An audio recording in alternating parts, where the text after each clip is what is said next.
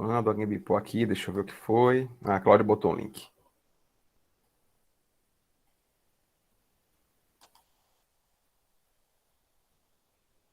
Compartilhar.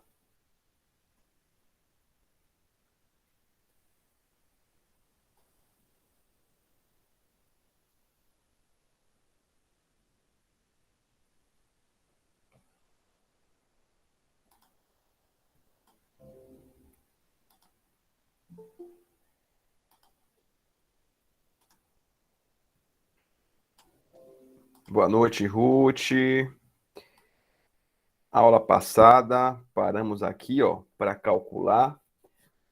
Analise o balanço patrimonial abaixo e calcule a necessidade de capital de giro, o saldo em tesouraria e o capital de giro líquido. Quem fez, gente? Alguém respondeu? Diz aí para mim.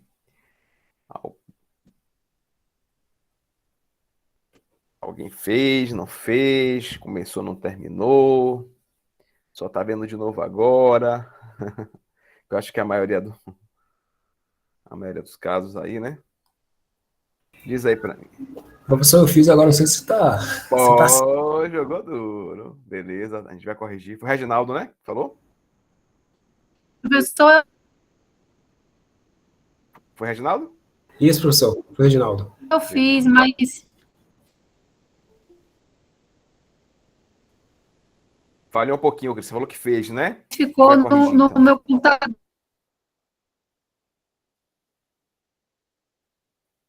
No computador. Tá. Seu áudio tá falhando. Mas pelo que eu entendi, você fez, mas ficou no computador. E você não deve estar com o computador agora, né? Deve ser isso. Falhou bem seu áudio. Você foi para casa de veraneio hoje, aí o sinal não tá legal, né? Tá na praia, foi para linha verde, tá em...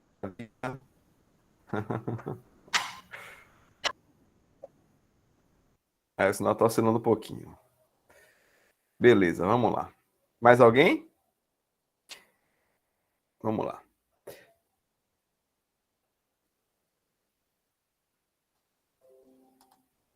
Olha só. Opa.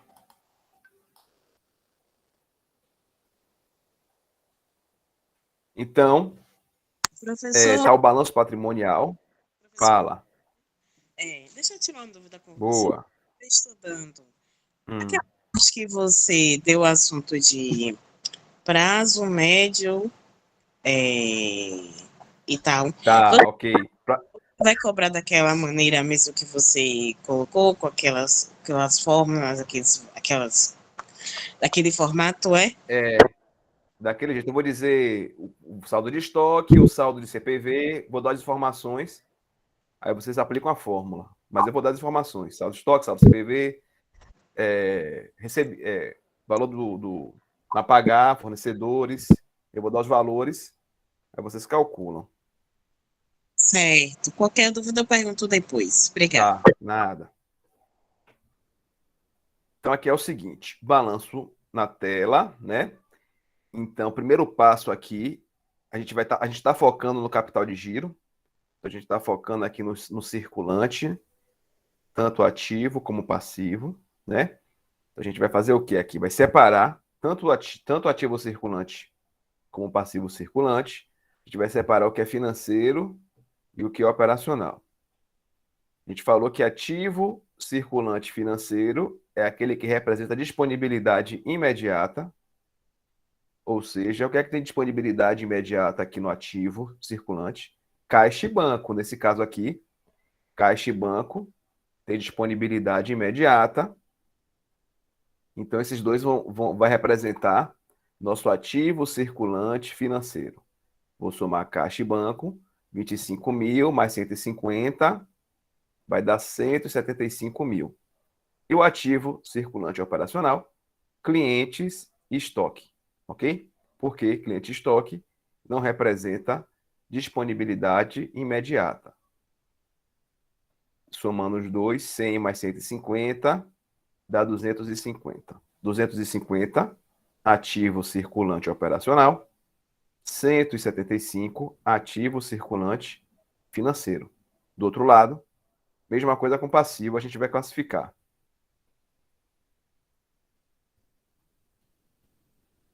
Fornecedores, Isso. Opa, peraí, botei diferente aqui. Fale, meu irmão. Fornecedor, o que mais? o operacional aí primeiro.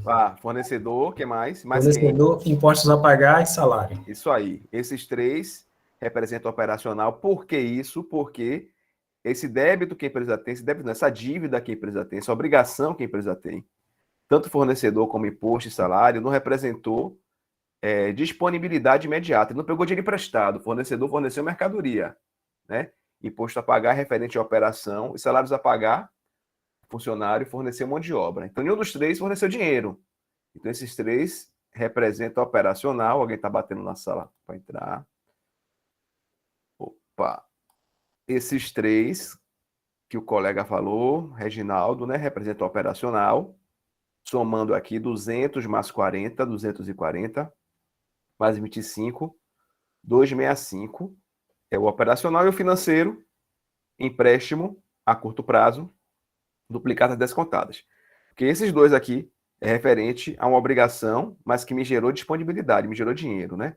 Empréstimo, o banco me emprestou dinheiro, duplicadas descontadas, eu fui lá, descontei minhas duplicatas e o banco me antecipou. Então, esses dois aqui é o passivo circulante financeiro, que dá 105 mil. Tá? Primeiro passo é esse. Separa ativo e passivo circulante, o que é financeiro e o que é operacional. Aqui, ó.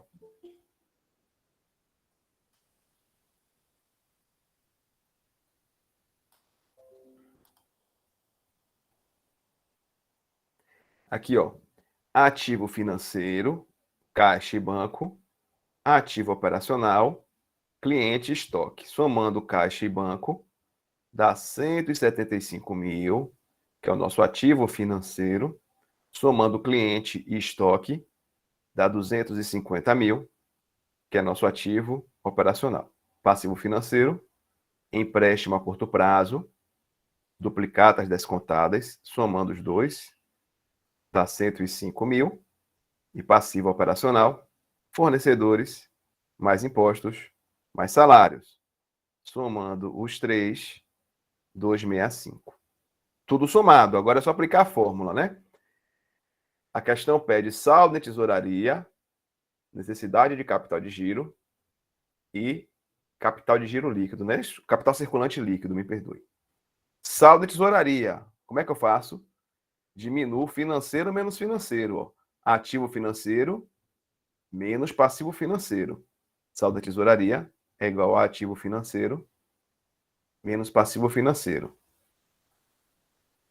Necessidade de capital de giro, operacional menos operacional. Vou pegar o ativo operacional, 250, menos o passivo operacional, 265. Capital de giro líquido, 15 mil. ativo circulante, menos passivo circulante. Tá aqui, ó. ST, ativo circulante financeiro, menos passivo circulante financeiro. A gente tem o saldo de tesouraria positivo de 70 mil. Necessidade de capital de giro, operacional menos operacional, negativo 15 mil. Quer dizer que a empresa ainda necessita de 15 mil para poder atender a necessidade de capital de giro. Está faltando 15 mil lá, ó, tem que conseguir esses 15 mil. E o capital de giro líquido deu positivo porque o ativo circulante é maior do que o passivo circulante. Então, aqui representa baixo risco. Observem que, apesar do capital de giro líquido ser positivo, a empresa ela necessita de capital de giro, ou necessita de capital de giro. Por que isso está acontecendo? Porque ela tem muito estoque. Ó, se a gente voltar para o balanço, opa. Se a gente voltar para o balanço. O estoque tem 150 mil. Já mudou aqui de slide? Aqui, pronto. 150 mil, né? O estoque está alto. Ó. Estoque cliente está mais alto do que caixa e banco. né? Então, a solução aqui seria diminuir o estoque, né? Fazer o estoque girar mais rápido, diminuir o estoque e diminuir cliente aí. Já resolveria, pelo menos em 15 mil. Tem que jogar 15 mil de estoque ou de cliente para disponibilidade imediata, né? Aqui é tranquilo de resolver, né? É mais fácil aqui, Esse, aparentemente. esse daí é tranquilo. Eu até acertei igualzinho o seu. É. Se não for estoque obsoleto, né? Que às vezes acontece isso. Aí precisa ter estoque quando você vai ver o estoque não serve para nada. Se não for estoque obsoleto e cliente podre que não paga também, é fácil de resolver.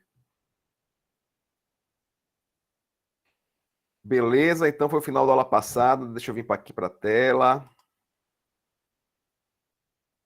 17 pessoas.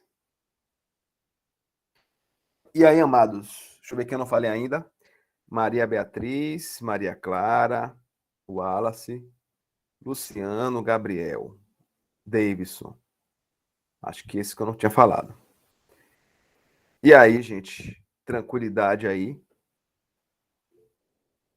Letícia. Ah, Wallace e Letícia. Tá bom. Desculpa.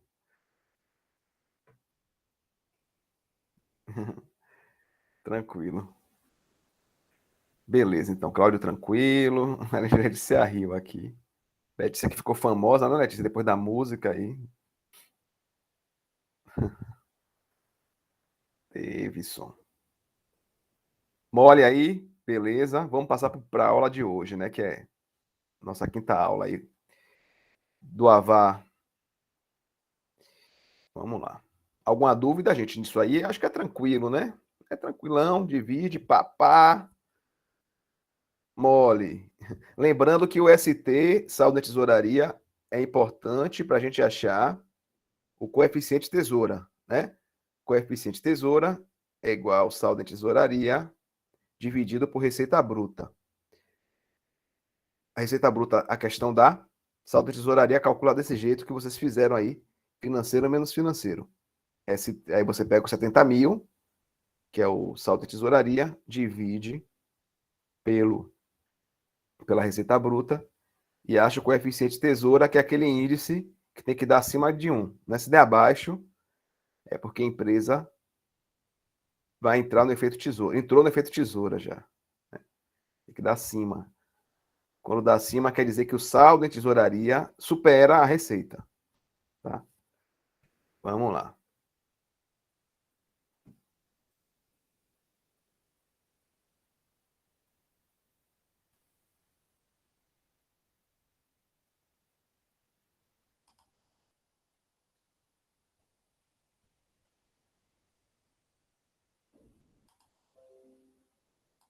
Quinta aula. Vamos lá. Olha só. A gente vai falar hoje sobre o tão esperado CAPM, né? Precificação de ativo de capital. CAPM, gente, é aquela taxazinha, aquela taxa que se usa, por exemplo, para calcular o valuation. Né? Você vai fazer a mensuração do valor de uma empresa de mercado pelo método do fluxo de caixa descontado. É nada mais, nada menos do que você pegar o EBITDA projetado aí nos próximos 10 anos e usar a fórmula do VPL, valor presente líquido, né? Pega o EBITDA e traz uma data presente. É isso que é o cálculo do valor de uma empresa. Aí depois tem o calcular a perpetuidade e acrescenta. Mas o básico para calcular o valor de mercado de uma empresa, pelo método mais utilizado hoje, que é o fluxo de caixa descontado, é um cálculo de VPL, valor presente líquido. O X da questão para o VPL, né? Para quem não lembra VPL, né? Lembra que vocês calcularam o VPL lá em AFO, eu acho, para poder calcular o valor da prestação, né? Antecipar. Aí você pega o valor da prestação. Matemática financeira também deve ter dado isso. O valor da prestação dividido por 1 mais I elevado a N. Né? Aí, período 1 é N elevado a 1, período 2, N elevado a 2, período 3, N elevado a 3, e assim sucessivamente até acabar as prestações, que é o cálculo de VPL, valor presente líquido. Então, o valuation é esse cálculo, só que o I do VPL, o I, que é a taxa, o correto é calcular através do CAPM, que é onde a gente está agora, tá? É aqui calcular o CAPM. Peço a atenção de vocês, porque é simples, não é difícil, tá? Não tem nenhum cálculo derivado, nada disso. É cálculo de dividir, de somar, de multiplicar, é cálculo simples, beleza? Mas é um pouquinho longo, tá? É um pouquinho longo. Mas é simples. Não é necessário decorar a fórmula, tá? Nem para a vida, nem para a prova. Na prova, a fórmula, eu vou trazer a fórmula. Então, esquece de decorar, não é necessário. É importante o entendimento. Os primeiros slides aí, eu vou falar da parte teórica, tá? Do CAPM. Vou falar algumas fórmulas que os autores trazem, mas vai chegar um momento que eu vou trazer uma fórmula simplificada. Essa fórmula que a gente vai usar. Na hora eu falo, ó, gente, essa fórmula aqui a gente vai usar, tá? Outras fórmulas que eu vou trazer ao decorrer, vocês vão ver em livro, mas a fórmula que a gente vai usar, na hora certa, eu alerto a vocês. É essa aqui. Que é uma forma mais agradável para os nossos olhos, de contadores pragmáticos, tá bom? Mas vamos lá. Vamos para o CAPM aqui. Modelo de avaliação de ativo financeiro. Modelo de precificação de ativo financeiro, em português seria MPAF, né? Mais a sigla em inglês é CAPM, mais conhecido mundialmente pela sigla em inglês CAPM. É utilizado em finanças para determinar a taxa de retorno teórica apropriada de um determinado ativo em relação a uma carteira de mercado perfeitamente diversificada. Olha só, CAPM, ele é usado para determinar a taxa de retorno, ok? A gente falou há umas 2 aulas atrás aí sobre a SAF Neto, quando a gente falou sobre gestão baseada em valor, né?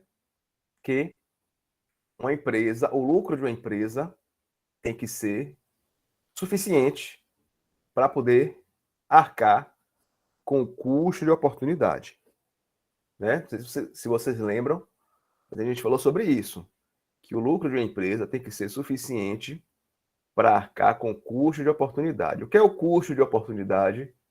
É o custo do capital próprio, quanto o sócio tem que ter de retorno. Como é que se mensura isso? A forma correta de se mensurar o custo de oportunidade é pelo cálculo do CAPM, tá? Porque o CAPM, ele vai acrescentar ao prêmio do negócio, a taxa livre de risco, que pode ser o tesouro direto, ele vai acrescentar ao tesouro direto o risco do negócio. A gente vai calcular o risco, vai entender quanto o sócio vai ter que ter de retorno baseado no risco daquele negócio dele que ele está desenvolvendo, tá? Então, cada empresa tem um risco. Então, para cada empresa tem um CAPM, tá? Então, é isso que o CAPM faz. Vamos lá. Então, por isso que está falando aqui, ó, para determinar a taxa de retorno teórica apropriada de um determinado ativo, tá? Em relação a uma carteira de mercado perfeitamente diversificada. Por que está falando isso, professor? Carteira de mercado perfeitamente diversificada.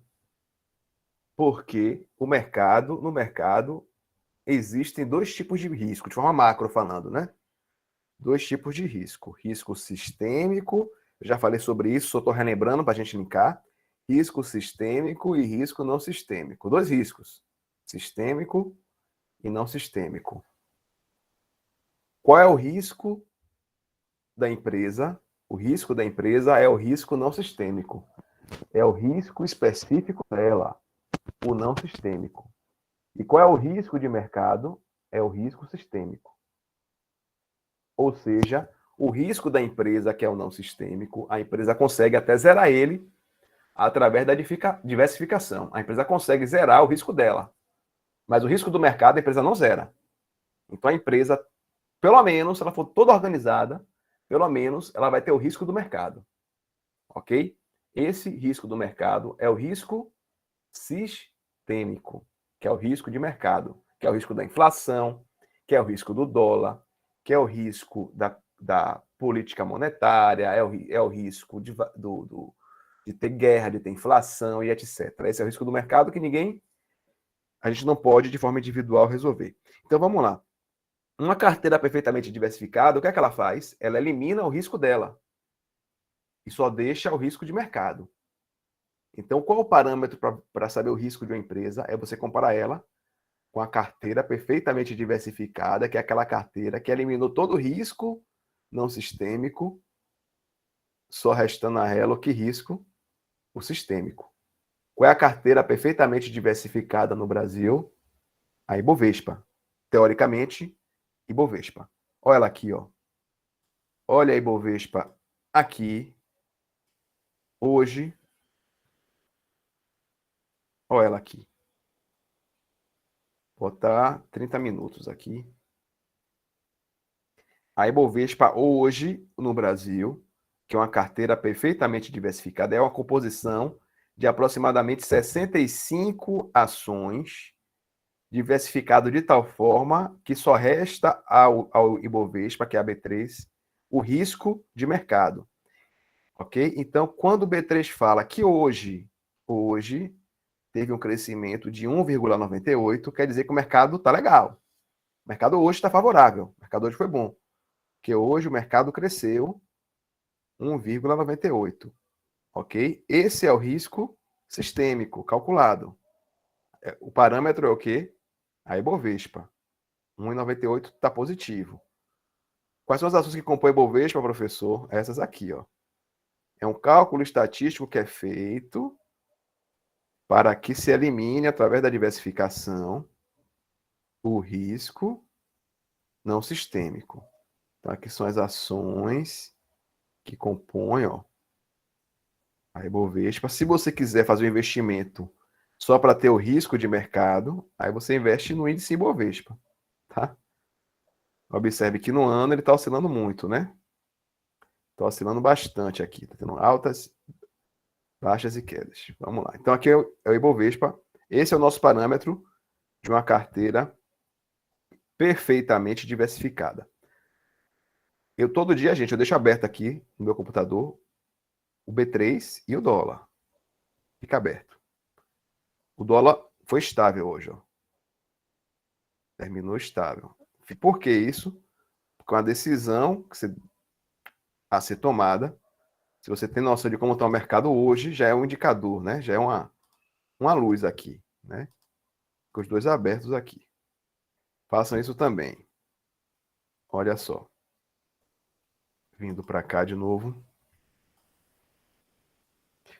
Lendo depois do que eu falei, ó, é utilizado em finanças para determinar taxa de retorno teórica apropriada de determinado ativo em relação a uma carteira de mercado perfeitamente diversificada, tá? Que a gente vai usar a B3 e Bovespa no Brasil.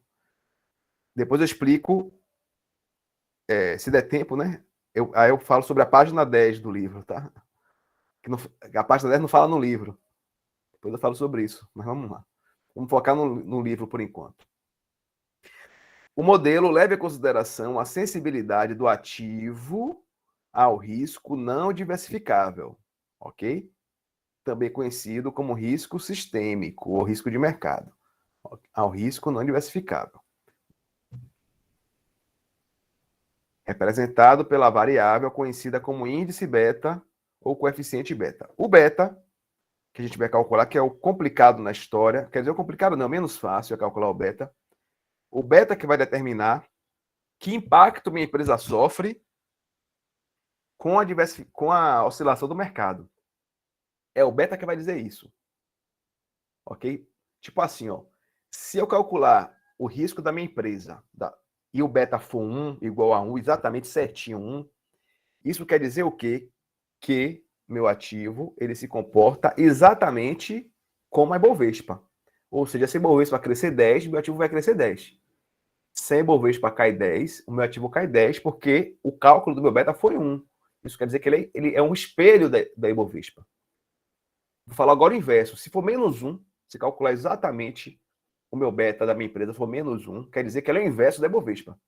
Se o Ibovespa cresce 10, o meu ativo cai 10. Ok? Se o Ibovespa cai 10, o meu ativo cresce 10. Porque o menos 1 representa o inverso. Olha só. Beta igual a 1, você é igual ao Ibovespa. Beta menos 1, você é o inverso. Professor, se o beta der 2, quer dizer que sua empresa é alavancada, meu irmão. Se o Ibovespa cresce 10, sua empresa cresce 20. Se o Ibovespa cai 20, sua empresa cai 40. Porque ela é uma empresa alavancada, ela tem um beta 2, ela é arriscada, tá? Beleza? Então, quanto mais o beta da sua empresa se aproxima de 1, o risco diminui. Quanto mais ele se distancia de 1, o risco aumenta. Beleza? Vamos lá. Um exemplo aqui, ó. Se a gente fizer uma tração paralelo entre dólar e Ibovespa, a gente percebe que o dólar ele é inverso ao Ibovespa. Quando o dólar cai, a Ibovespa sobe. A Ibovespa abre 10 da manhã. O dólar começa bem mais cedo. Então, pelo dólar aqui, a gente já percebe como a Ibovespa vai ser mais ou menos, né? Porque o dólar ele é negativo em relação ao B3. Quando o dólar cai, o B3 sobe. Ele é sempre invertido, tá? Vamos lá. Então, a gente sabe que o dólar é negativo comparando com o Ibovespa. Para saber quanto é exatamente negativo, tem que calcular, né?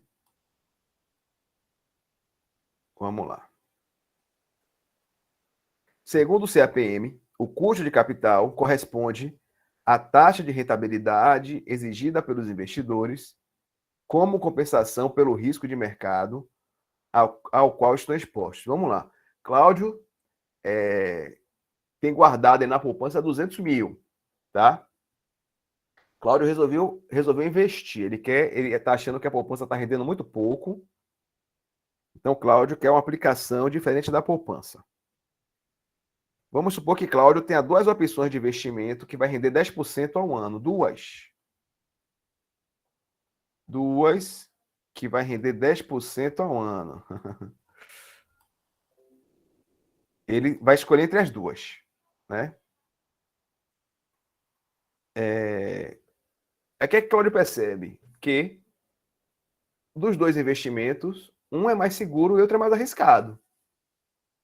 Opa, ambos me dão um retorno de 10%. Agora, esse aqui é mais seguro e esse é mais arriscado. Vocês acham que Cláudio vai investir em qual, gente? Ambos sendo 10%, Cláudio vai investir no mais seguro ou no mais arriscado? Se o retorno for o mesmo.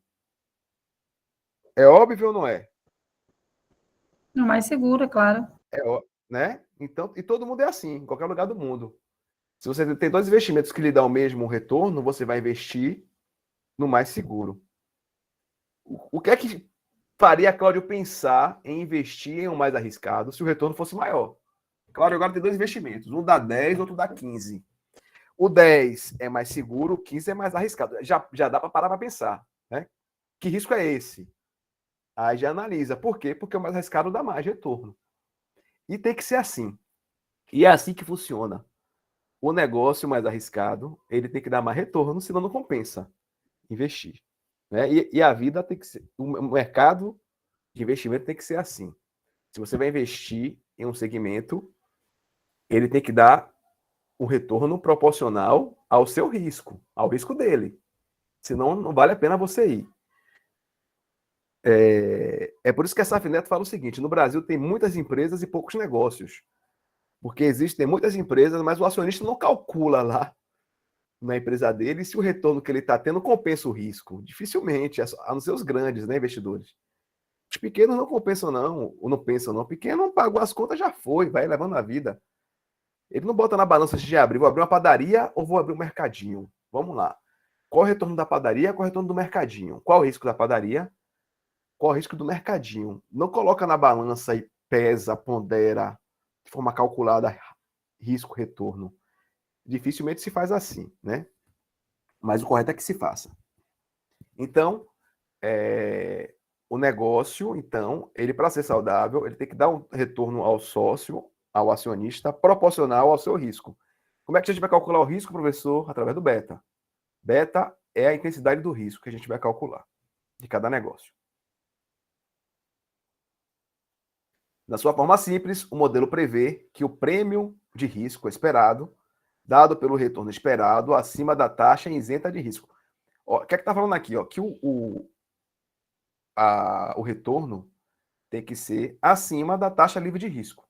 Ponto 1. Ou seja, se o Tesouro Direto está 6%, Tesouro Direto é livre de risco, meu lucro tem que ser 6 do Tesouro Direto e mais alguma coisa. Eu tenho que ganhar 6 e mais o prêmio do risco.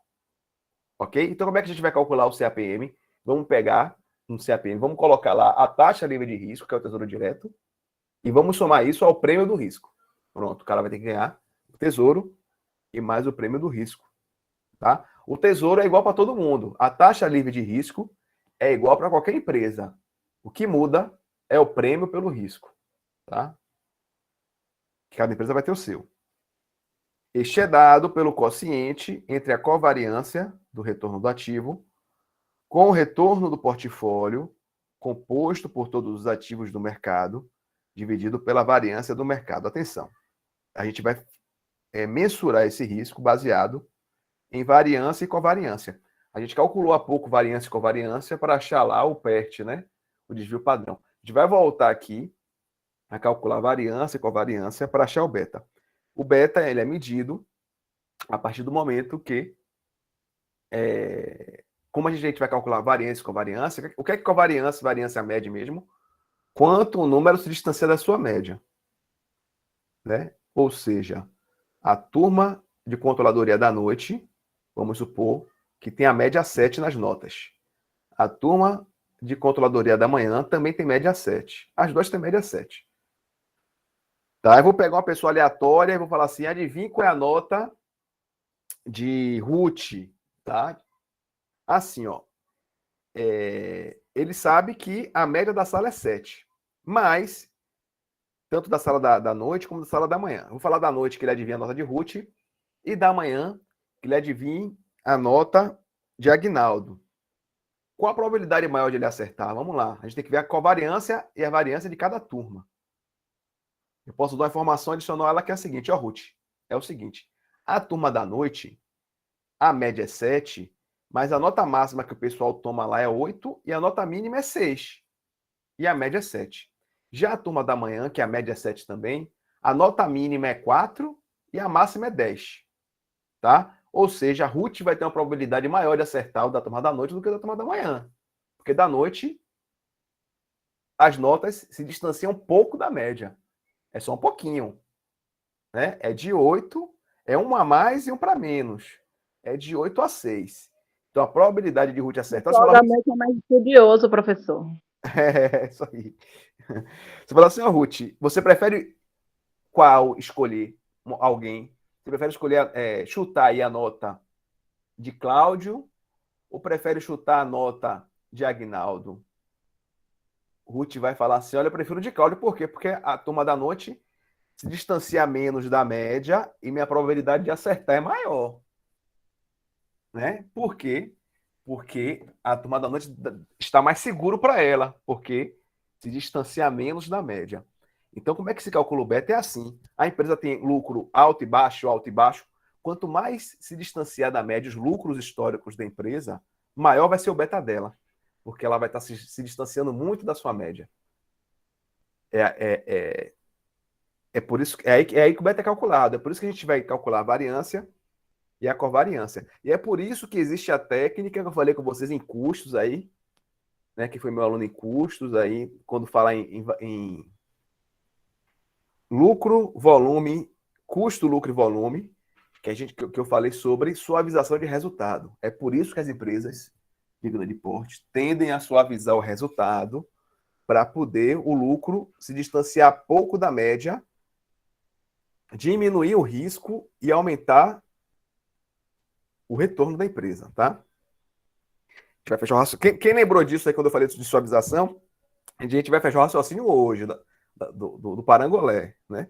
Porque a empresa suaviza, a gente vai trazer esses números hoje. Todos os investidores têm idênticas expectativas quanto às médias, variâncias e covariâncias. Foi o que a gente viu. Todo mundo aqui, eu tenho certeza, que entre dois investimentos com o mesmo resultado, vai sempre optar pelo mais seguro. Vai sempre optar pelo aquele que o lucro se distancia menos da média, que ele tem mais certeza que vai dar certo. Todo mundo é assim. Dos retornos dos diferentes ativos, no fim do período. Isto é, tem expectativas homogêneas quanto à distribuição conjunta dos retornos. É isso que eu estou falando. Todo mundo acha a empresa mais segura aquela que apresenta mais simetria nos resultados. Tá? O CAPM é o modelo de precificação de ativos tomados individualmente ou de carteira de ativos. No primeiro caso, fazemos uso da linha do mercado de ativos, conhecida pela sigla em inglês SML, e de sua relação com retornos esperados dos riscos sistemático, que é o beta. Olha só. Para entender como o mercado deve precificar ativos individualmente em relação à classe de riscos a que pertence. A linha do SML nos possibilita calcular taxa de risco versus retorno de qualquer ativo em relação ao mercado como um todo. Né? Você calculando o risco, você vai ver o retorno, você vai ver se compensa. Risco versus retorno, entre diversos investimentos que eu posso fazer, eu vou fazer um cálculo risco versus retorno, o que for melhor, eu vou no que for melhor.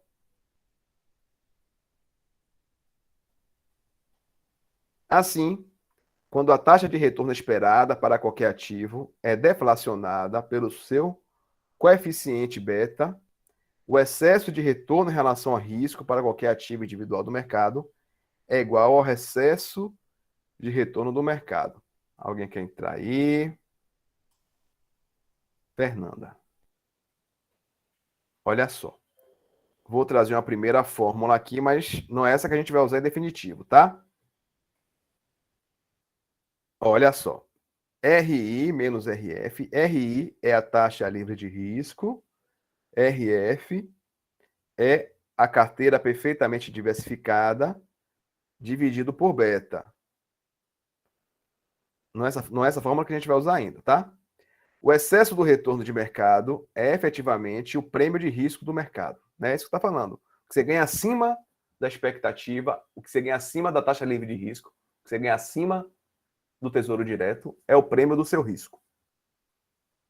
Rearranjando a equação anterior e isolando ERI, obtém-se a equação modelo, que ainda não é a que a gente vai usar, tá?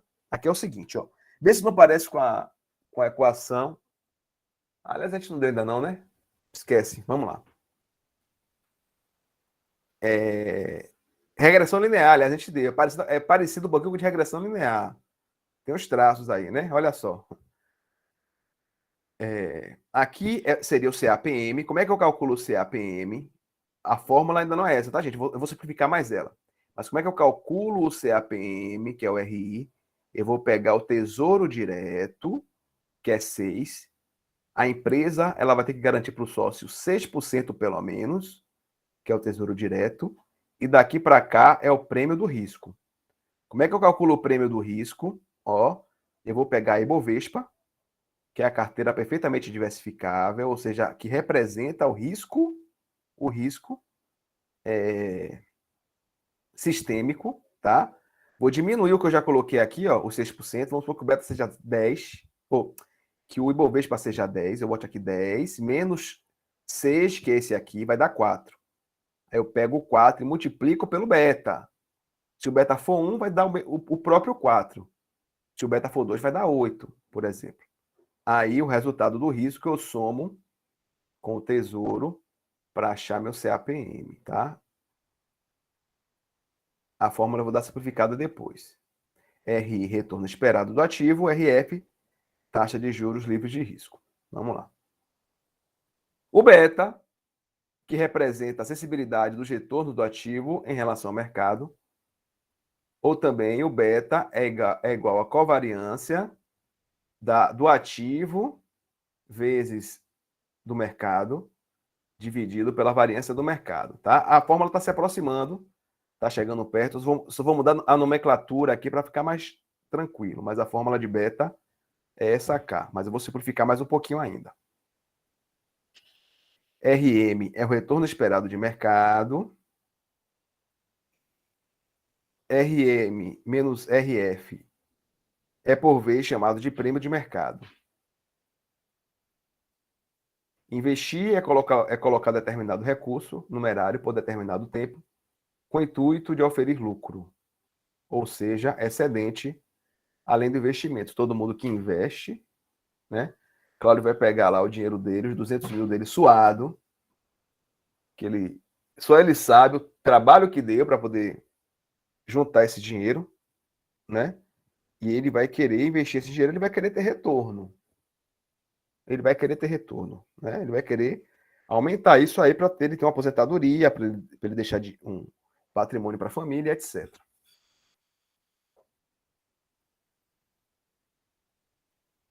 O que é beta de uma ação? O beta é a medida de risco de um ativo em relação à carteira padrão. O coeficiente beta é usado para medir o risco não diversificável, isto é, fatores de mercado que afetam todas as empresas, que é o risco sistêmico, né? Como guerra, inflação, crises internacionais, etc.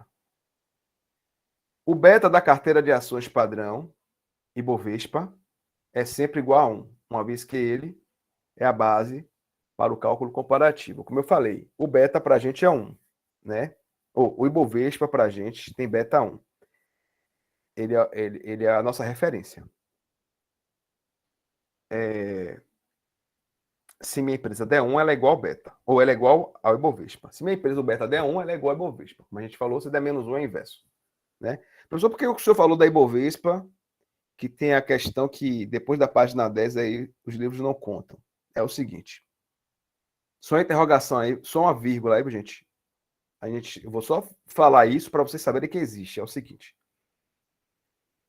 Teoricamente, como eu falei, a Ibovespa, o B3, é uma carteira perfeitamente diversificada, né? Tá. Só que o mercado internacional não considera isso. O mercado internacional não considera que o índice brasileiro Ibovespa ele seja perfeitamente diversificado. Por quê? Eles não acreditam no Ibovespa, porque a quantidade de empresas listadas no mercado de capitais no Brasil é muito pequena, né? Para vocês terem ideia, o montante de empresas que negociam na Bolsa de Valores não chega nem a 400 empresas no Brasil, menos do que 400 empresas. O índice Ibovespa tem, em média, 70 empresas. E o montante de empresas do mercado não chega a 400. Para vocês terem ideia, a carteira perfeitamente diversificada americana é a SP500. Só a carteira perfeitamente diversificada tem 500 empresas. Só a carteira perfeitamente diversificada americana tem mais empresas do que o Brasil todo no mercado de capitais. E isso impacta em que eles acham que o Ibovespa não representa o mercado. Por quê? Porque você não acha no Ibovespa uma padaria, por exemplo. Você não acha empresas de menor porte no Ibovespa, diferente do mercado americano, que tem diversas empresas de diversos segmentos lá dentro. Então, lá sim, representa o mercado americano. A Ibovespa não representa o mercado brasileiro, né? São poucas empresas listadas lá. Então, o que é que o mercado internacional faz quando vai fazer um valuation de uma empresa no Brasil? Vamos supor assim, Vale do Rio Doce, né? Uma empresa internacional quer comprar Vale do Rio Doce. Como é que ele calcula o valor da Vale do Rio Doce? Já que ele não confia na Ibovespa, eles pegam uma empresa similar à Vale do Rio Doce, mesmo segmento, mesma quantidade de funcionários, mesmo faturamento, em outro país, com economia madura, tá? Vamos supor que ele acha uma empresa similar à Vale do Rio Doce nos Estados Unidos, pega o beta americano, traz para o Brasil e faz adaptação considerando os cenários inflacionários do Brasil, que é o chamado beta alavancado, tá? Então, se vocês virem aí falando em beta alavancado, é um beta de outro país adaptado no Brasil. Por que eles fazem isso? Porque a carteira perfeitamente diversificada no Brasil, que é a Ibovespa, o mercado internacional não considera ela perfeitamente diversificada, tá? A título acadêmico, a gente vai considerar a Ibovespa como uma carteira perfeitamente diversificada, beleza? Que é assim que está nos livros. Vamos lá. Então, Ibovespa, já que ela é perfeitamente diversificada, ela é igual a 1. É o nosso parâmetro. Isso quer dizer o quê? Se minha empresa ela tem um beta igual a 1, representa que o risco do meu ativo é médio. Por quê? Porque se Ibovespa valorizar 5, a minha empresa também vai valorizar 5, porque meu beta é 1. Então, o risco é médio. Já se for maior do que 1, menor do que 1, perdão, já se for menor do que 1, é um beta defensivo, né? Ele vai crescer menos do que Bovespa, mas ele vai cair também menos, porque ele é um beta menor do que 1. Por exemplo, 0,5. Se o seu beta for 0,5, isso quer dizer que se o Bovespa cresce 10, você cresce 5. Em compensação, se o Bovespa cai 10, você também só cai 5. Então, é um ativo defensivo. Já o beta maior do que 1 é um ativo agressivo. Isso quer dizer o quê? Vamos supor que o beta da minha empresa é 2. É agressivo o meu beta. Minha empresa é arriscada, porque se o Bovespa crescer 10, eu cresço 20, mas se cair 10, eu caio 20. Tá? Então, beta maior do que 1, ativo agressivo, pois se a ação tiver um beta de 2, ele vai valorizar ou desvalorizar o dobro da Ibovespa. Ok? Parâmetro 1, risco médio. Menor do que 1, risco moderado. Maior do que 1, risco elevado. Ok? Se tivermos um cenário altista, o que é um cenário altista? É aquele cenário que está crescendo. Você percebe que o mercado está em um contexto só crescendo aqui, ó. E você não vê perspectiva de queda. Aí você está no cenário altista. Aí justifica você comprar uma ação ou você montar a sua estrutura de capital para que seu beta fique maior do que 1. Né? Aqui um exemplo gráfico de um cenário altista. Ó. A média é mais ou menos aqui. Você repara que a partir daqui ele começa a ultrapassar a média. Ó. Começa a crescer, a crescer, a crescer. E está em cenário altista. Ele rompeu a média e não desceu mais. Cenário altista. Vou pegar o gráfico de hoje da Ibovespa. Aqui é o dólar, o B3 está aqui. O B3, ó, ele está em queda, ó. Ele terminou em queda, né? Mas, professor, o dia não foi em alta, o dia foi em alta. Mas ele terminou o dia caindo. Ó. A probabilidade, em princípio, é de amanhã cair, né? Se for para chutar, porque ele terminou descendo. Deu 5 horas, acabou, fechou o pregão. Mas ele estava em baixa, ó, quando terminou. Ou seja, durante o dia, ó, ele chegou a valer 105.920, mas ele fechou em 105.550. O dia terminou em alta, então não adianta ir não adianta ir em um portal UOL da vida e olhar como terminou, que pelo UOL você vê que ele terminou em alta. Mas quando você vem aqui, você percebe que o dia, apesar de ter sido maior do que ontem, ele estava no cenário baixista aqui no dia. Ó. Vamos lá.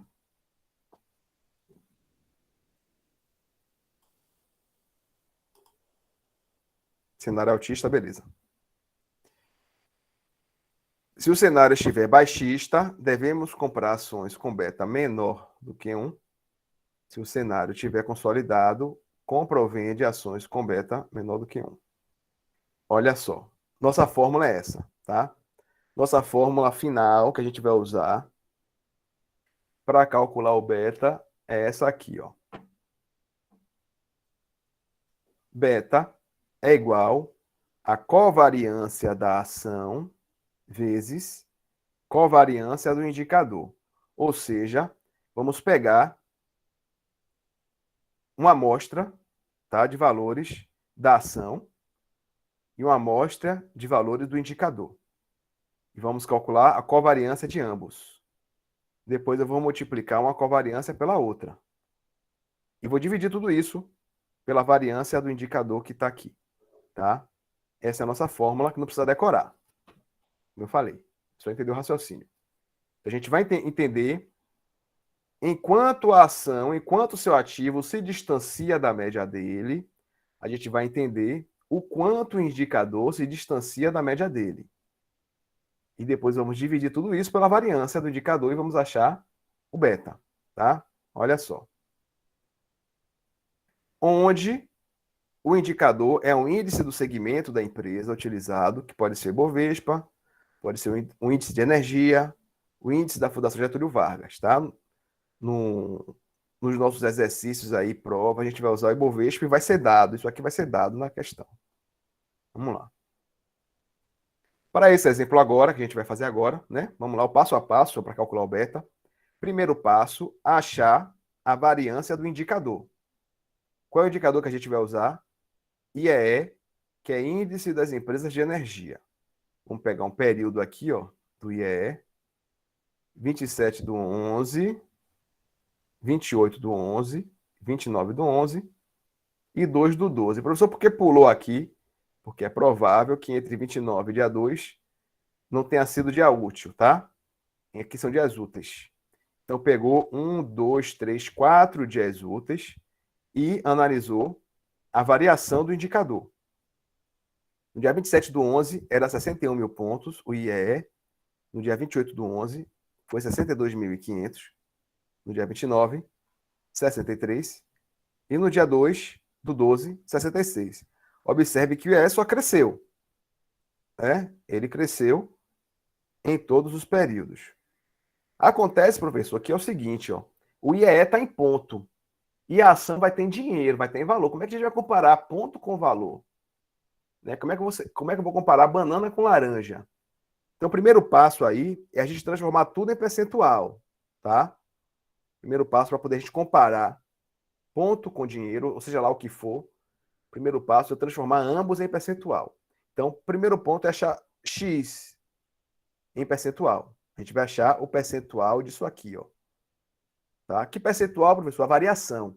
Eu vou achar quanto cresceu daqui para aqui, quanto cresceu daqui para aqui e quanto cresceu daqui para aqui em percentual. Eu vou achar o crescimento. Tá? Olha só. Olha só. Tabelinha essa aí, simples assim, ó. Como é simples. Até subestimando o QI de vocês que é alto. Ó, período, ponto, isso aqui foi dado. X, que é o percentual de crescimento. Média de X, que é nada mais, nada menos que eu somar X e dividir por 3, porque são 3 períodos. Eu vou achar a média. Simples assim. X menos média de X, ou seja, esse menos esse. X menos média de X. Vou botar aqui. X menos média de X elevado ao quadrado. Vou pegar esse valor aqui e vou levar ao quadrado. E vou colocar aqui. Somo, divido por 3. Por que 3? Porque tem 3 períodos. 1, 2, 3. Professor, mas não tem 4 valores? Para eu poder calcular a variação, o primeiro valor vai ser sempre a base. Para eu calcular 3 variações, eu tenho que ter 4 informações, né? Porque o primeiro sempre vai ser a base. Atenção, vamos calcular juntos. Ó. Deixa eu pegar HP aqui, 12C, para a gente calcular juntos.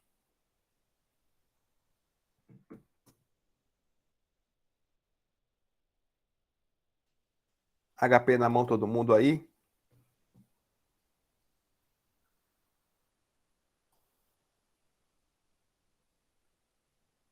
Vou zerar aqui HP. Olha só. HP na mão. O que é que eu quero saber? 61 mil em 27 de novembro passou a ser 62.500. Cresceu quantos por cento de um período para o outro? Vou botar aqui, ó. 61 mil. Enter. 62.500. Delta percentual, que é a variação do percentual. Ó. Delta percentual. 2,459016%. Tá aqui. Olha só. Professor que não tiver HP, pegar a visão, ó. Quem não tem HP. Quem não tem HP, eu vou descobrir quanto cresceu aqui, ó. Vou pegar período 1 menos período 0.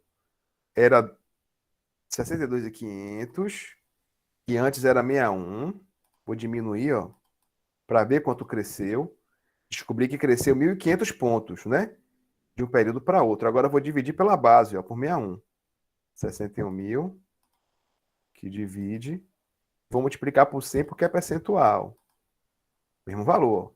2,459016. Diminuir período 1 do período 0. Depois dividir pelo período 0 e multipliquei por 100. Na HP, 61 mil, enter. 62.500, delta percentual. Próximo item aqui, ó. Quanto cresceu de 62.500 para 63? Isso aqui representa quantos por cento? Ó, 62.500, enter. 63 agora, delta percentual. Ponto 8, aqui. Agora, quanto cresceu daqui para cá? Ó, 63 mil. Enter. 66. Delta percentual. Cresceu 4,761905. Ok? Deixa eu ir para a tela aqui.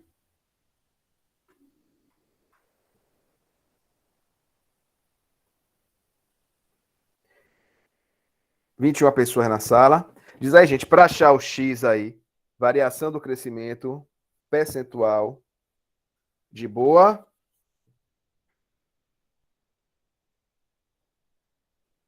De boa, professor. Beleza. Alguém não entendeu? Nayara, sim. De boa, professor. Pronto, beleza. Tranquilo, sim. Vamos seguir o barco, então.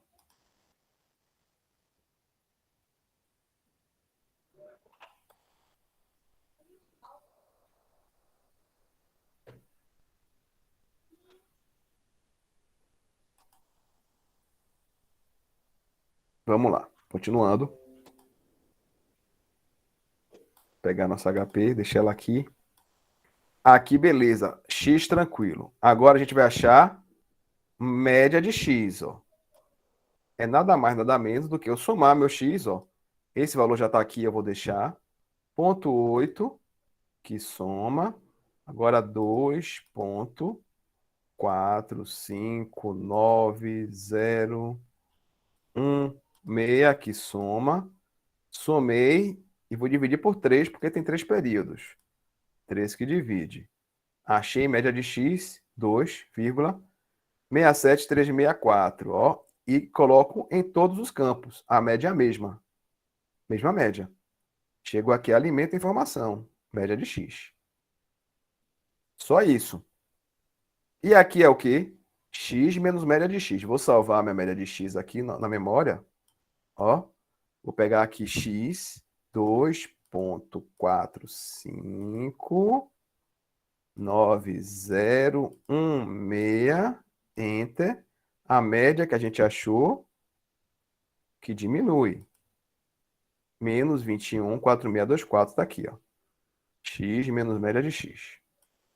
Aqui agora, ó, ponto 8, que é X. Opa. Ponto 8, que é X. A média está aqui, ó, que diminui. Menos a média. Menos 1,873,640. Tá aqui.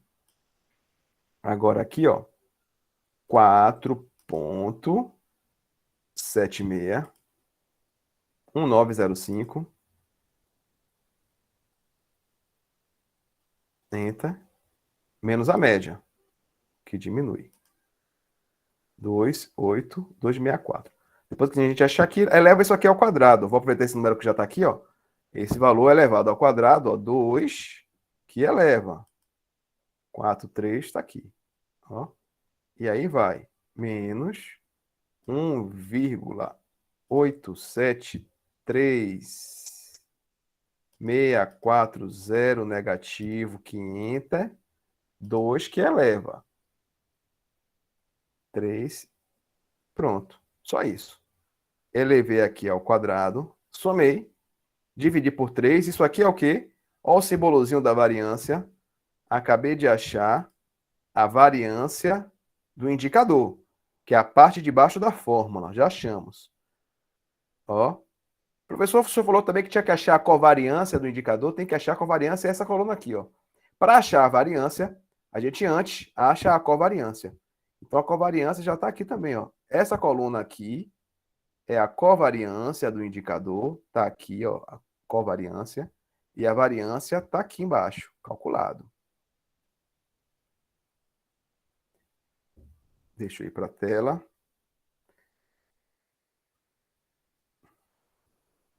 Beleza aí, essa tabelinha aí para achar a variância do indicador. A tabelinha é só para preencher, tá de boa?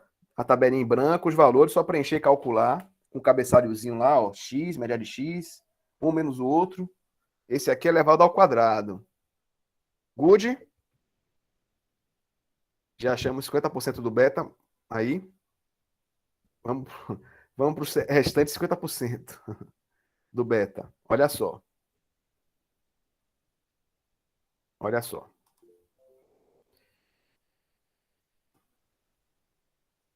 Pode Excel. Pode sim. Com certeza. Olha só. Beleza, já achamos uma parte aqui, que é a variância do indicador. Vamos para o demais. Variância. O símbolo é S ao quadrado, é o símbolo de variância. Achar a covariância do ativo, né? Vou dar aqui, ó, vou pegar o mesmo período do ativo aqui, mesmo período que a gente pegou para o indicador, a gente pegou também para ver como se comportou o ativo nesse período. 27 do 11, 28, 29 e 2 do 12. E aqui está a variação. Era 32, foi para 33, depois para 35, depois para 39. Vamos fazer a mesma coisa agora, ó. Pega uma tabelinha para achar o X da ação, transformar em percentual. Parecido, olha só. Período, valor. Só que como aqui a gente não precisa da variância, aqui a gente só quer a covariância. Então a gente morre aqui, ó. X menos média de X. Covariância da ação. Morre aqui. Ó. Para achar o X foi a mesma coisa que a gente fez, ó. Deixa eu pegar HP só para confirmar. Vou fazer só de um. Aqui desse aqui só de um, tá? Para mostrar que é o mesmo raciocínio, ó. Ó. 32. Enter. 33. Delta percentual. 3,125. Ó. 33. Enter. 35. Delta percentual. 6,06. 35. Enter. 39. Delta percentual. 11,42. Então, aqui, ó. Mesmo raciocínio, tá? Alimentamos. Calculamos o X. Calculamos a média de X, ou seja, somamos esses três valores e dividimos por 3, achamos a média. Depois, X menos a média. E achamos essa coluna e morreu aqui, tá? Morreu aqui.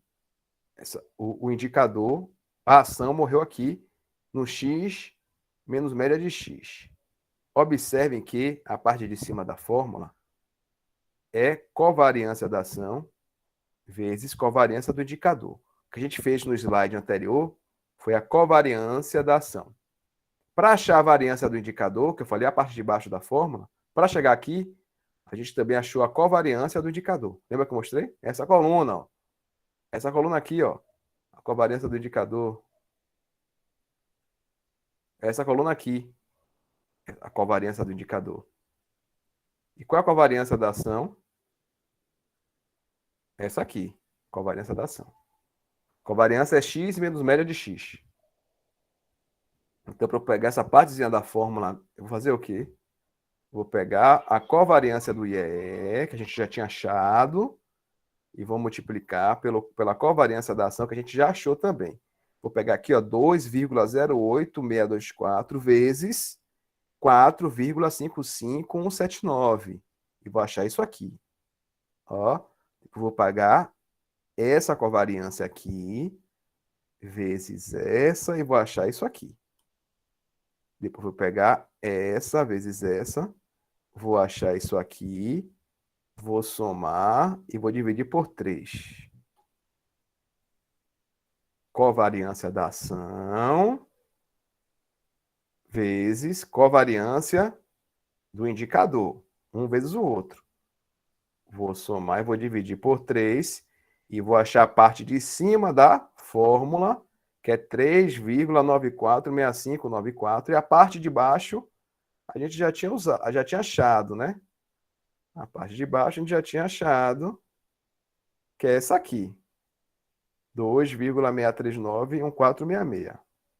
Então, agora é só dividir um pelo outro. Ó, é só dividir um pelo outro. E acho o beta. 1,5. Beta, covariância da ação vezes indicador, que é 3,946594, dividido pela variância do indicador, 2,639 e 147. Beta é igual a 1,495405 ou 1,5. Isso quer dizer que essa empresa ela tem um beta agressivo. Né? Porque se a Ibovespa crescer 10, ela vai crescer 15. Porque é 1,5. Se a Ibovespa cai 10, ela cai 15. Então, essa empresa é uma empresa arriscada. Ela tem um beta agressivo, porque é 1,5. Falta achar o CAPM, né? Aqui é só o beta. Professor, ainda falta o CAPM, aí é só o beta, mas o CAPM é mole. O complicado é o beta. O CAPM, você já tem todas as informações, é só preencher agora, mais nada. Olha só, o CAPM é fácil agora. O beta já achou que é 1,5, não foi? Para achar o CAPM, eu vou dar a fórmula KE é igual a... KE é o CAPM. CAPM é igual a taxa livre de risco mais risco. Mais risco. Isso aqui é o risco. Taxa livre de risco vai ser o tesouro. Ó, onde KE é o retorno esperado. KF, retorno livre de risco, que a gente vai usar o tesouro. Beta a gente já achou. KM é a Ibovespa para a gente, tá? Que é a carteira perfeitamente diversificada. Isso aqui eu vou dar. Isso aqui eu vou dar. KF e KM vai ser dado na questão, que é tesouro e Ibovespa. Beta você calcula e depois aplica a fórmula aqui, ó. Depois calcula o beta. Aqui, ó. Cenário. Tesouro direto é 9%, Ibovespa é 16%. Agora é só substituir. Olha só. KE é igual a 9, que é o tesouro direto, mais beta que a gente achou, 1,5, mais, vezes KM que é a Ibovespa, é 16, menos KF, que é 9, que é o tesouro. Né? Tem gente que faz tudo certinho e erra aqui, ó, nessa besteira. Qual é a ordem aqui? Primeiro o que tem parêntese, depois a multiplicação, depois a soma, ok? Quem tem parêntese? Esse aqui, ó. 6 menos 9 dá 7. Como é que fica? 9 mais 1,5 vezes 7. Agora a multiplicação. 1,5 vezes 7 dá quanto? 10,5. 1,5 vezes 7, 10,5. 9 mais 10,5, 19,5. A gente achou o CAPM aí. CAPM da empresa é 19,5% ao ano. Isso quer dizer o quê? Que esse ativo, para poder pagar a taxa livre de risco mais o prêmio do risco, tem que dar um retorno de 19,5%. A taxa livre de risco é o tesouro, 9, e o prêmio do risco é 10,5. Quem determinou que fosse 10,5? O beta. Ok? Quanto maior o beta, maior o risco. Maior vai ser isso aqui. Quanto menor o beta, menor vai ser isso aqui. Aí é o CAPM. Deixa eu vir para a tela. Deixa eu deixar aqui. Deixa eu voltar, que foi informação que não acaba mais.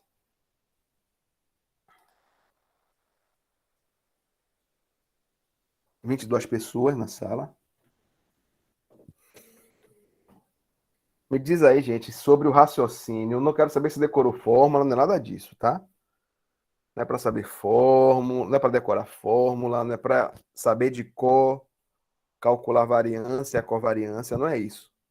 Quero entender se vocês absorveram a ideia da coisa aí, o que a gente fez. A gente pegou, calculou o CAPM, que é a gente entender quanto a empresa tem que dar de retorno, acrescentando a isso o risco do negócio. E o risco foi calculado mediante a quanto aquele negócio se distancia da média. Quanto maior fosse o valor da ação ali, quanto mais variasse a ação, maior seria o beta. Ok? Aquela 32, 33, 35. Quanto maior fosse a variação, ou para mais ou para menos, maior seria o beta. E quanto maior for o beta, maior é o risco e maior tem que ser o retorno. negócio. Por outro lado, quanto menor for o beta, você como controlador, você faz uma ação para poder diminuir o risco. De que forma? Fazendo com que o lucro fique mais próximo da média. Você fazendo isso, você diminuindo o risco do negócio, você diminui o CAPM, ok? Quando diminui o CAPM, você aumenta o valor da empresa, ok? Por quê? Porque o CAPM é o I, lembra que eu falei que é o I do VPL, que fica embaixo? Quanto menor for o divisor, maior o resultado. Né? Quanto menor for o CAPM, maior o valor de mercado da empresa. Quanto menor for o CAPM, maior o valor de mercado da empresa, porque o CAPM é a taxa de desconto do valuation, tá? A taxa de desconto do VPL. Ou seja, quanto você vai pagar a prestação, você vai antecipar. Quanto maior o I, quanto maior a taxa de desconto que o banco lhe der, né? Quanto maior for o percentual que lhe der de desconto, menor vai ser o montante a você pagar. Agora, a empresa, quanto menor for a taxa de desconto, maior vai ser o valor da empresa. Juan Anderson, beleza, Juan Anderson? André Lima, André Santos também. Eu quero saber se vocês entenderam o raciocínio aí. Diz para mim. Fala que eu te escuto aí. 24 pessoas na sala. Ou diz que pêsames, 1 minuto de silêncio. Daniel Ventura entrou depois também, o fotógrafo aí. Cadê Reginaldo? Fala aí, Regi, entendeu? Mas eu entendi um pouco. Hum, Vou dar mais uma lidinha para poder hum, entender, mas eu entendi um pouco. Deu para entender. tá. Eu sigo o mesmo passo de Cristiano. É para a Mas gente fazer é isso aquele mesmo. exercício, porque a gente já consegue aprender melhor. É isso mesmo. Entender a ideia agora e depois praticar, entendeu? Para você não entender a ideia e praticar. Deixa eu lhe falar uma coisa. Tem gente que nem dá esse assunto para graduação. Eu dou. A gente fala sobre CAPM, parte teórica, e não dá o cálculo. Eu dou porque eu acho que é tranquilo. É só praticar um pouquinho, pronto. Faz 2 exercícios, gente, vocês estão fera já. Eu tenho certeza, convicção. Vocês parando aqui, beleza. Depois faz 2 exercícios. Vocês estão matando a pau já nisso. Eu tenho certeza, sem dúvida nenhuma, em relação a isso. É muita coisa mesmo. É muita coisa. É fazendo com a fórmula do lado. Como eu falei, é saber que existe, saber a fórmula e fazendo com a fórmula do lado, né? É o seguinte. Gabriel aqui. Vai pegar mais essa análise de gráfico, beleza. Cadê Gustavo? Não está aí hoje, não? Gustavo não apareceu hoje aí na sala, não. O Gustavo estava calculando lá para a empresa dele já o fluxo de caixa, né? Fluxo de caixa, fluxo de ciclo econômico, o ciclo financeiro. Mais uma aula antes da prova, é isso mesmo. Acabou o conteúdo, tá? Aí é o seguinte agora. Aula que vem, a gente tem a revisão, vocês fazem. A gente corrige a revisão. Aula que vem só corrigindo o exercício, tá? E depois é um feriado, depois a prova. Beleza? Então, joga duro no Avá, pega a revisão, responde. Que a gente vai corrigir ela na aula que vem. E conteúdo, encerra conteúdo aqui. Todo mundo fez gordurinha na V1, tá de boa. Não foi? A AV2 vai ser, a AV3 vai ser diferente para vocês, né? Esse semestre vai ser um estudo de caso, né? Não é assim? Vai ter. As minhas perguntas vão ser baseadas no estudo de caso, vai ser mais tranquilo. É isso, é? Eu não estou sabendo, não vai mudar Continua. a V3? Vocês vão entrar de qualquer jeito no portal para fazer, tá? Só que vai ser como se fosse uma questão, né? Que todas as disciplinas vai fazer baseado nela. É um modelo que os alunos se saem melhor normalmente, entendeu? Repara, viu? Ninguém avisou a gente está mais perdido que segue em tiroteio. Mas é um modelo, Nanda, que é assim, tende a ter mais retorno. Porque assim, ó, por exemplo, eu estou dando aqui para vocês fluxo de caixa, ciclo de caixa, fluxo financeiro. Vocês estudaram isso. Então, a minha questão da V3 vai ser alguma coisa baseada nisso, em uma questão específica. Professor, mas a gente tá igual a marido traído. A gente foi o último a saber, viu? Porque se o senhor não fala, a gente tá inocente. Eu acho que vai ser porque eu recebi e-mail falando assim, ó, vai chegar uma questão para você e em cima dela você cria 3 questões suas. Eu fiz isso no semestre passado com o curso de gestão financeira. Foi assim também, né? Eu acho que contábeis vai fazer a mesma coisa. A galera gostou de gestão financeira, foi melhor do que milhares de questões que a galera fica desesperado, né? É mais focado, entendeu? Ai, ai, viu? Ai, ai, isso avisado em cima da hora, assim. Ó, não sei então faz de conta que eu não disse nada, né? Se só eu que falei. Marilda é professora de vocês? Não é minha, isso? infelizmente. Pronto, só para ter certeza. É isso mesmo, então. Mas é para melhorar, não é para piorar, não. A intenção é melhorar. Certo? A intenção é que vocês saiam melhor, tá? Que a B3 não seja uma avaliação para rebaixar a nota, né? A intenção é essa. Como vinha sendo algumas vezes, né? A galera ia bem, na B3 diminuiu um pouquinho. Beleza, amados? Bom estar com vocês e brincar com vocês, tá? Deixa eu botar a lista aqui. O Wallace, você vai botar presente, vai escrever o nome Wallace aí. Escreva aquele velho presente aí, por favor. Érica já apareceu, William, Daniel, Cláudio, Maria Eduarda, Cristiane, Tatiane, Gabriel, Jeane, Reginaldo, Fernanda, Ruanderson, Nayane, Luciano, Andresa, Nayara, Davidson, Wallace, Dai, Maria Clara, Ruth, André Santos. Beleza? Jesus ama vocês. Tenham uma boa noite, bom feriado amanhã, tá? O senhor também, professor. Valeu. O senhor também, professor. Valeu, meu irmão. Boa noite. Boa noite. André Amorim, Oi, meu irmão. boa noite. Depois aí quero ver se você pode me ajudar no assunto aí quando finalizar aí. Tá, eu fico na sala, né? Tá. Quando vamos sair, beleza.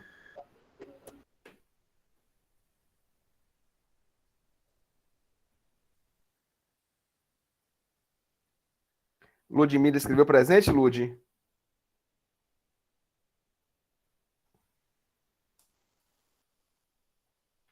Maria Beatriz e Ludmila ainda tá na sala. Aí eu não vi o nome de vocês na presença aqui.